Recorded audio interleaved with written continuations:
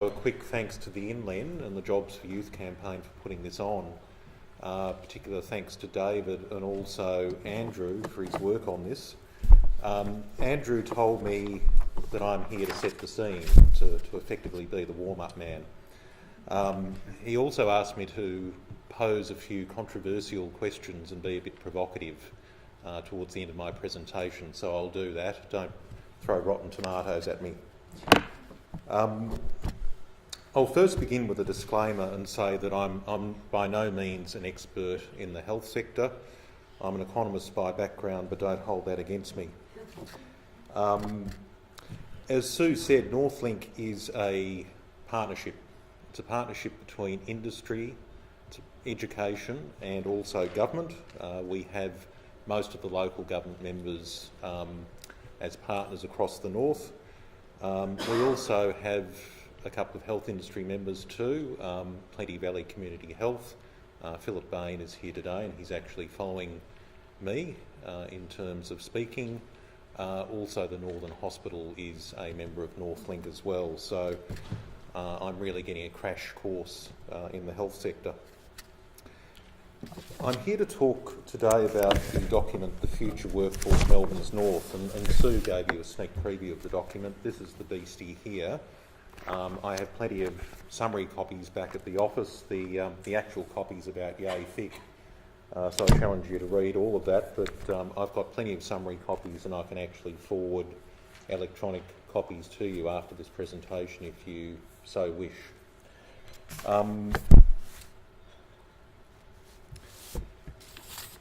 The report was released late last year, so it's still quite current. A number of partners, as you can see up on the screen, were driving the report along with Northlink, and one of those, as Sue said, was La Trobe University, a very important partner.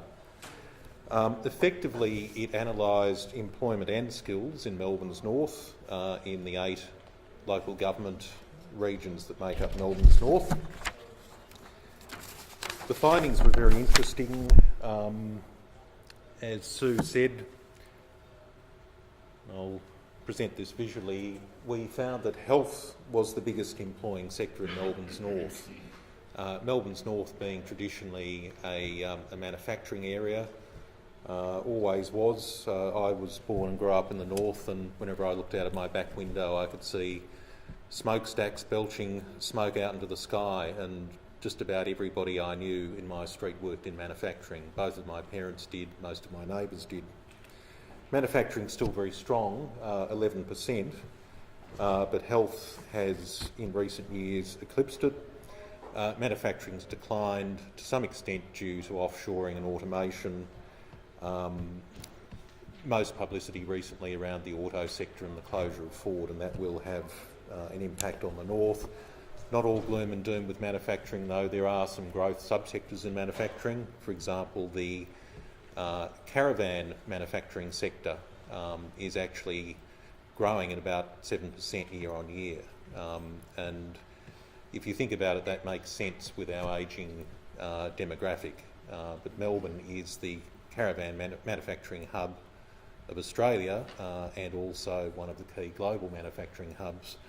Also, food and beverage is a growing subsector. We did a separate report to this that showed that food and beverage, under certain conditions, would be likely to grow by 7,000 in terms of employment over the next 10 years and double output.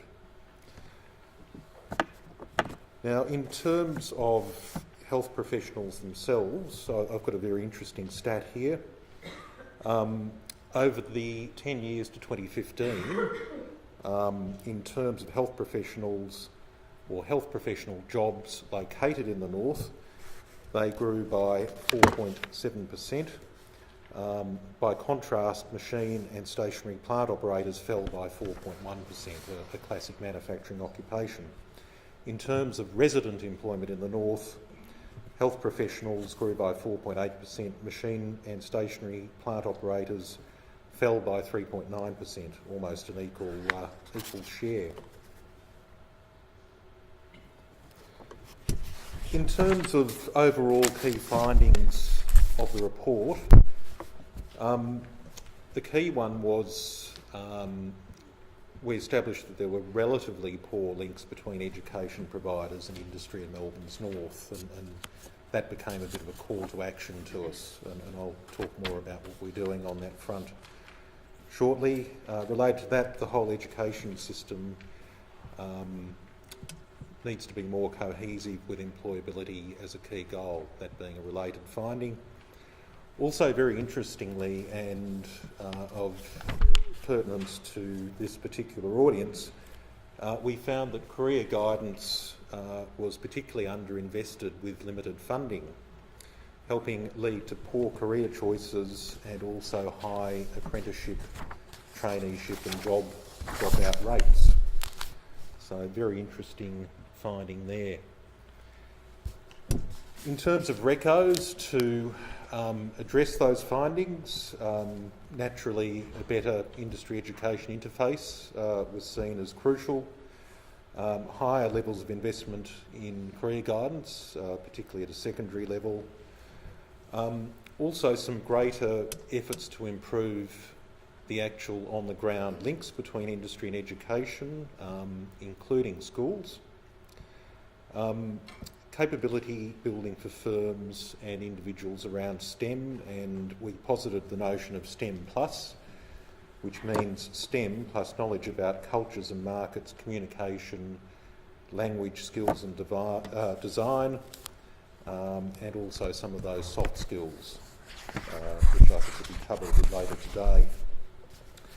Also related to that, and these aren't directly skills issues, but we talked about a number of recommendations to unleash further skills. You're not going to get the skills without infrastructure investment. You're not going to get the skills without private sector capital investment, nor are you going to get it without a cohesive government industry policy for Victoria and for the North.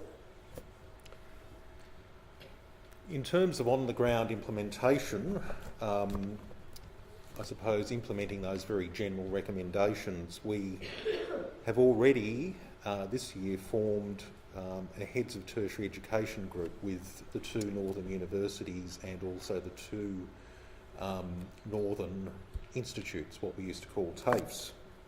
And that includes the two Vice-Chancellors, the two CEOs, a Northlink representative and a representative of the Northern Melbourne RDA, which I suppose is the federal government's outpost in the north. Now, in terms of decisions, we met in June and we decided on two immediate things to do. First of all, improving the education industry interface by instituting 4 roundtables across 4 priority sectors, those being advanced manufacturing, food and beverage, health, which is the subject of today, and also business and professional services, 4 growth areas for the north. We also decided that the group would solicit a proposal from Northlink to put the current pilot student placement program, where Northlink works with the education institutions to place their students into industry, onto a more permanent footing. So firstly to the round tables, what are we doing there? 4 priority sectors, as you can see in a minute. We've already had 2 of them. We've had 2 very successful roundtables with advanced manufacturing and food and beverage, and some of you were present at those. We've got 2 coming up. We've got a health industry roundtable next week, and some of you might like to approach me about coming to that. And we also have a business and professional services roundtable on the 9th of November here at La Trobe. Now, we looked, in effect, at 4 things during those roundtables, and will do for the next 2.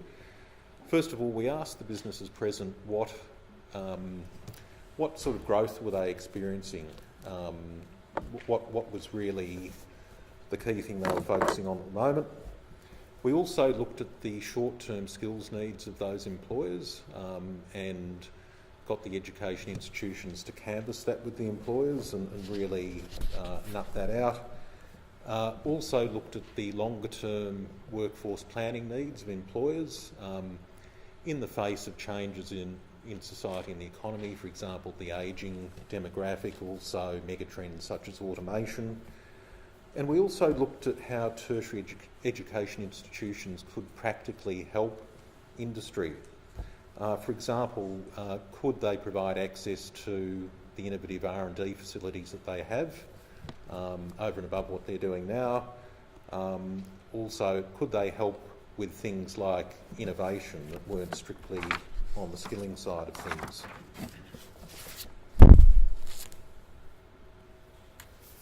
In terms of the student placement program, as I said, that was on pilot this year.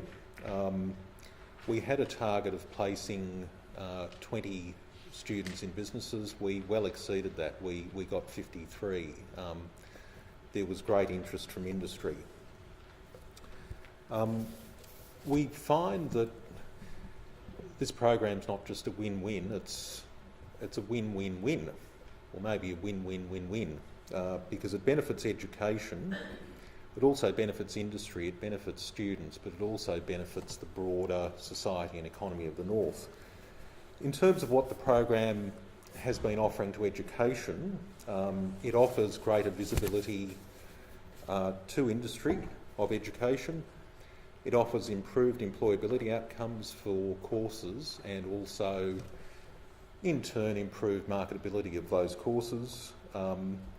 It also offers much stronger links to the university's infrastructure, including the industry engagement offices that the universities have.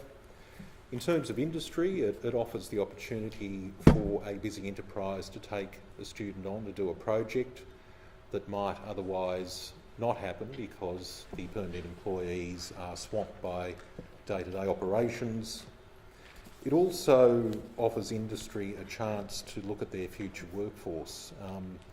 And we've already had instances where companies have taken on an undergraduate for a placement and they've looked at that person and said, hey, I'd like to employ that person on a full-time basis once they graduate.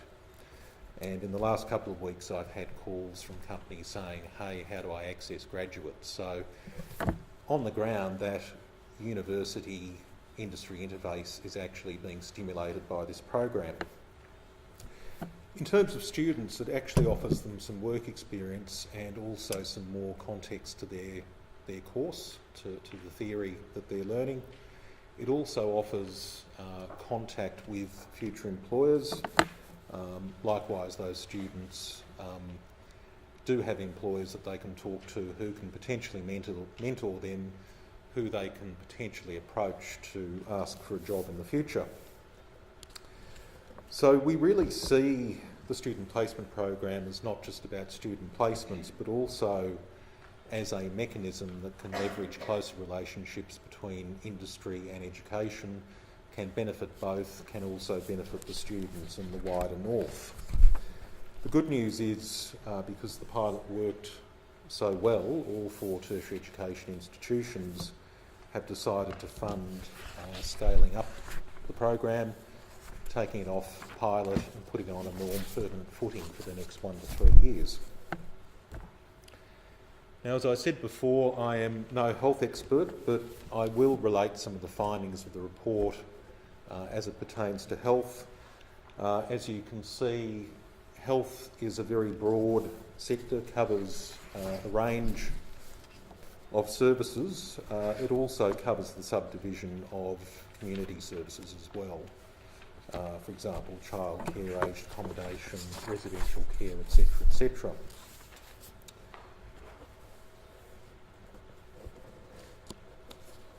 Just putting up these particular tables here, which show the average annual growth of jobs across a range of health professions. As you can see, health professionals are a large group, that's largely doctors and nurses. Fairly large average annual growth over that 5-year period, 3.6% year on year, which is a lot. If you, I suppose, scroll down the table, it really reinforces what Sue and Karen said before, that health sector jobs aren't just about doctors and nurses, clinicians, etc., etc. They're about clerical workers, office managers, engineers, HR, IT, etc., etc. So there are broad opportunities in the health sector. This particular table looks at the growth going out to 2035, and as you can see, it's fairly large growth on an annual basis, year on year. That's a lot of people out to 2035. And I can make copies of this presentation available to people if they so choose.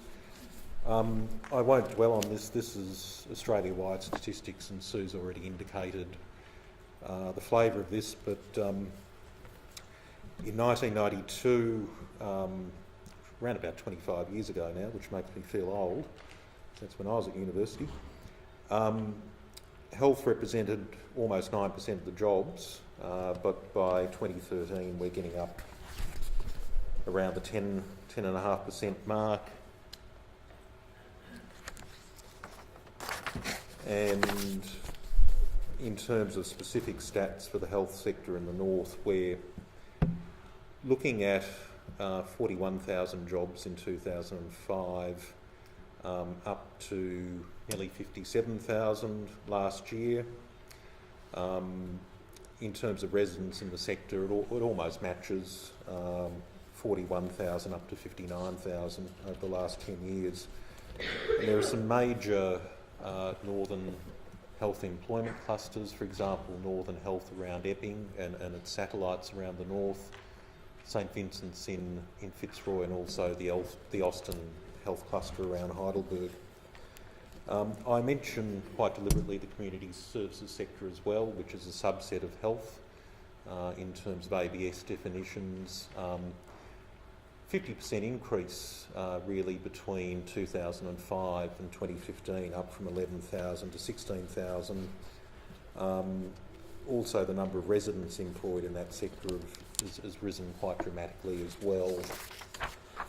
Now, 2 minutes, please. Okay. Without getting into the weeds, we did some industry roundtables during the compilation of this report with health sector industry representatives.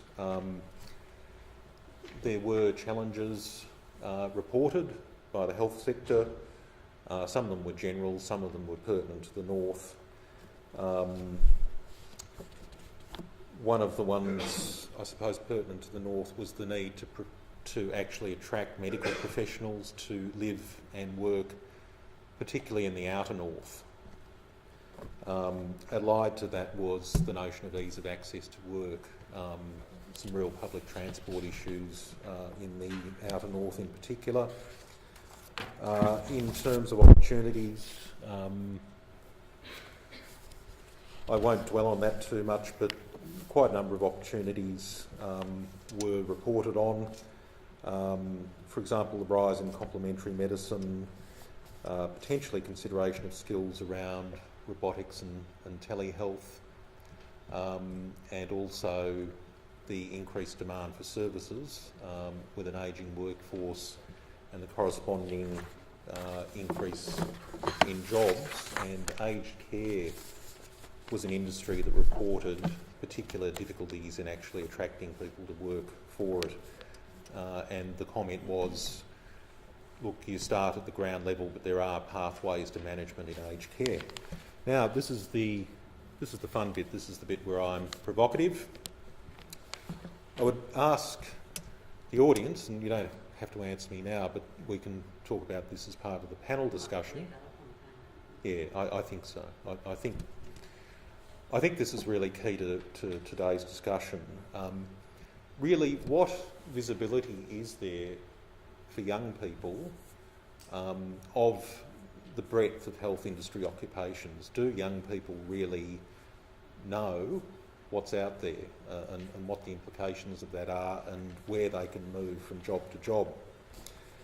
In terms of other jurisdictions, are they doing better? For example, Queensland, for example, has an aviation high where they do the normal school curriculum, but they also do aviation curriculum as well, because Brisbane has an aim of becoming a major aviation hub, and there are pathways to jobs straight into aviation.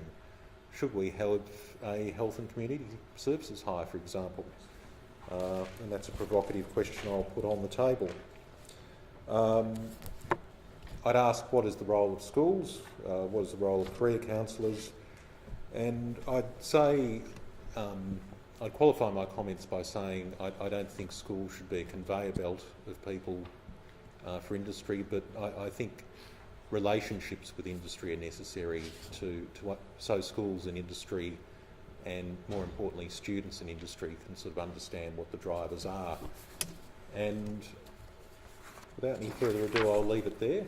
I'm getting the wind-up signal, and I look forward to talking with you during the panel discussion. Thank you.